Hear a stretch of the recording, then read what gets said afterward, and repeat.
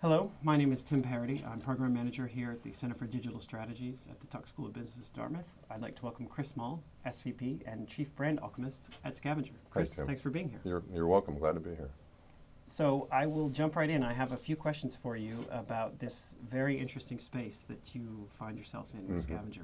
Tell me a little bit about the company and the model, and then I'd like to get into sort of where you see this trend going. But Sure. the location-based portion of this is fascinating. Yeah, it is. It is. I know when we talk about profitability in social gaming, it's local doesn't come to mind as an element to that typically. And there's a lot of research recently about trends in the internet about social, local, and mobile. And of course, I think it's go so low-mo.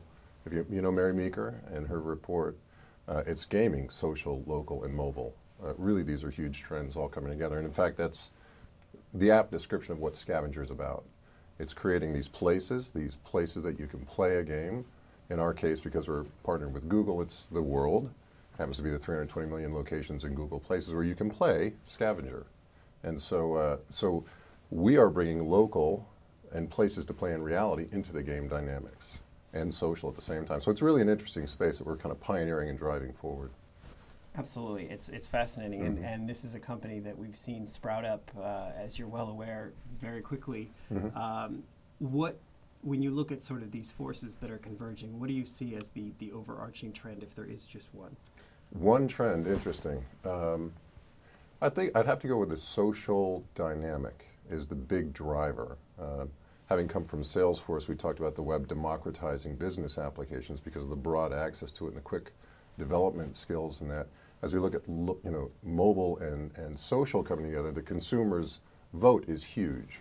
And of course the reach and the access is huge as well. So I'd have to say social and mobile are the big trends that are driving the shifts in this. And I think the players that can capitalize on that with the consumer are the ones that are going to build great big economic models. Obviously we've seen Facebook build a platform in which social games are getting born in, but the reality of where the consumer is and lives is the missing ingredient, and that's where we're focused on the local element. And if you look at the games that are being launched on Scavenger, they go from what, the gaming industry has what we call the zone. That's where the player gets into it and just is in. An hour went and what happened?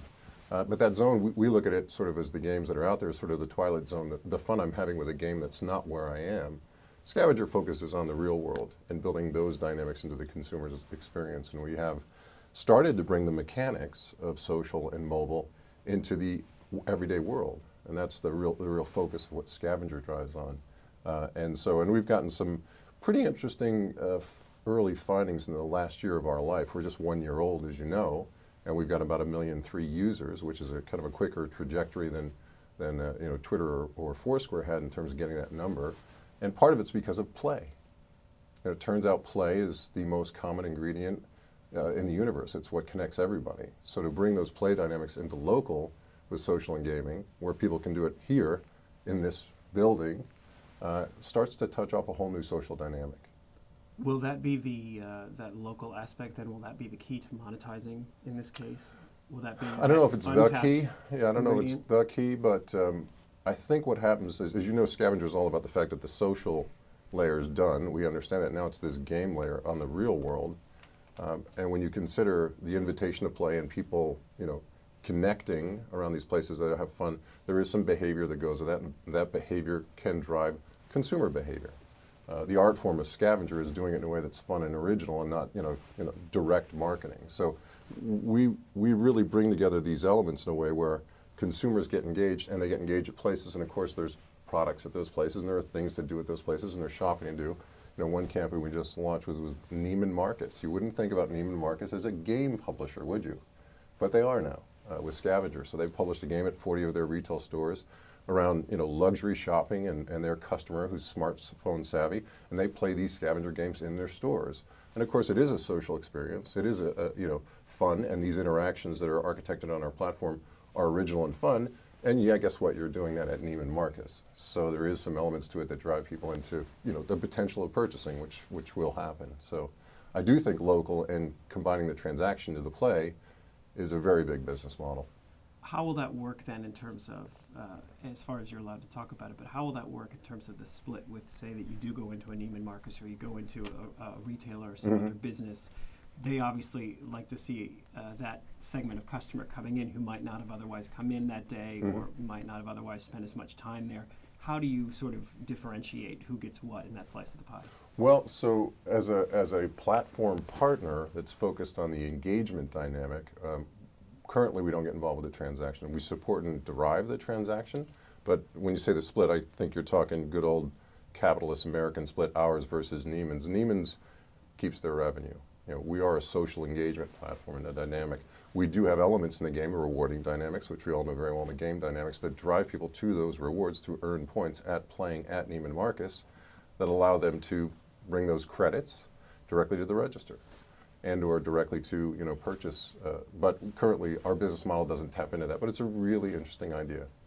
Is that incentive of the reward for the customers, you know, the free burrito earned at, you know, Boloco is an example.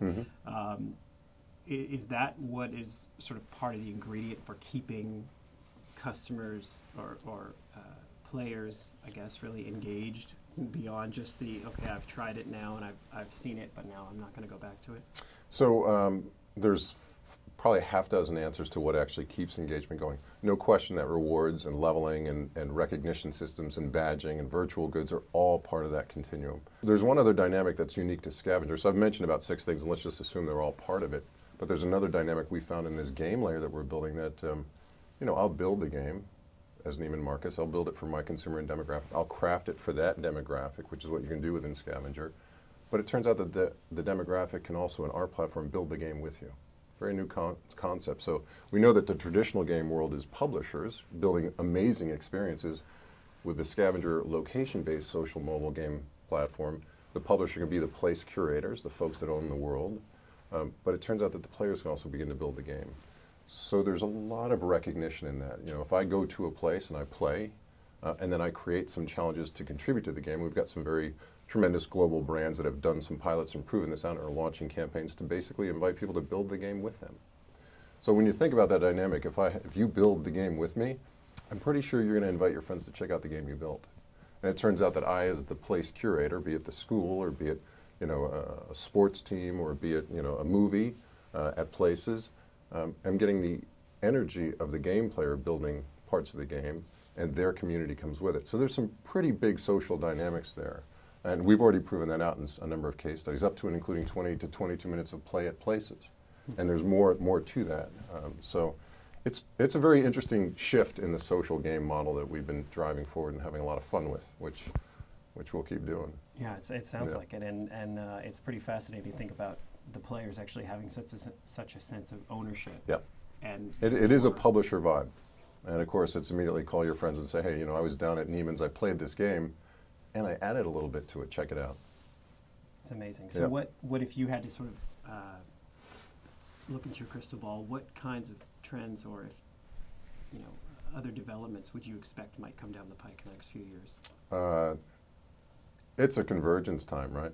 So we do have social, we do have local, we do have gaming, we have amazing publishers who are bringing amazing artistry, frankly, to these elements. We have that little thing called the phone that everybody's now living in. You know, we know last quarter was the first quarter that 112 million phones shipped and 96 million PCs. So, you know, guess what? The desktop is now being replaced with the hand top.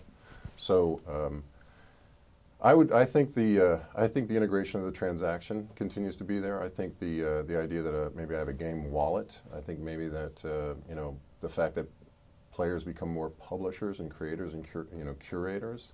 But if I had to pick one trend, I think it's going to be the transaction that underlies the economics of the game.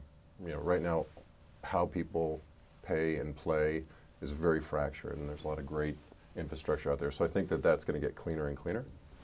You know, when we look at things like iTunes with a very tight network, we look at all the different systems that are out there for how the consumer can actually pay and or be rewarded, super fractured. So I think that's one thing we're going to see kind of get tighter and tighter over the next 2 years, which will allow the rest of it to blossom and be more efficient. Because there will be a revenue stream. It'll be cleaner. There'll be a lot of revenue streams, but the network, the transactional network is going to get, I think, I think you're going to see a pretty interesting battle over the next 3 or 4 years. I know, it's starting now, and folks are trying to figure out how do I help the consumer consume in ways that's safe, secure, ubiquitous, clean, trustworthy, right?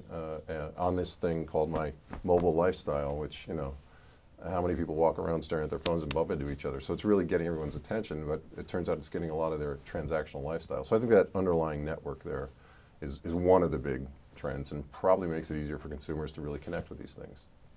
And I guess the last question I would ask is on that same note of consumers connecting, we are seeing, it seems to be a broadening of the audience for these games, we sure are. Yeah. Based on the areas that they're now pushing into, as you say, with the Scavengers and the Foursquares of the world pushing into real places. Different demographics, scriptable stories. It's not just tech 22-year-olds only playing out. So how far do you expect this will go, or how much of a boost will this give to the whole space? The fact that it's now not just serious hardcore gamers playing, but there might be others, soccer moms, for example. Yeah, absolutely. I think huge. I mean, I think just like the smartphone becomes ubiquitous, which it will, and I think like all technology, having, I come into the gaming space from places like Oracle and Salesforce and Yahoo, and typically very technical. So all of this is going to get simpler. All this is going to get easier. The age or the demographic or the aptitude is going to really not matter as much, because the playing on the phone or the use of the phone is just going to get simpler. That's the way technology is. We figure out how to make it easier for folks. So I think that speaks to all the demos and all of the different groups, and it just gets bigger and bigger. And it's ultimately, I've always seen tech shifts be about convenience. I mean, what makes the move is it's easy. And these things are going to get easier. There's more power in the chip, there's more power in the network, there's more power in the kind of technology that sits on the phone. That's not my heart I'm pointing at, though they are closely related, the phone and the heart. So I think you're going to see all these folks move over, because when I hit my phone and it tells me where to go and it talks to me, that's just easier whether I'm 62 or 22. So our dynamics, these social game dynamics, are going to benefit from those simplicities, and that means that the audience is going to get bigger and bigger. It's fascinating stuff. Well, Chris, I want to thank you. We've been with Chris Mahl, Senior VP and Chief Brand Alchemist at Scavenger. Chris, thanks for being here. Thank you very much. Appreciate it. Sure.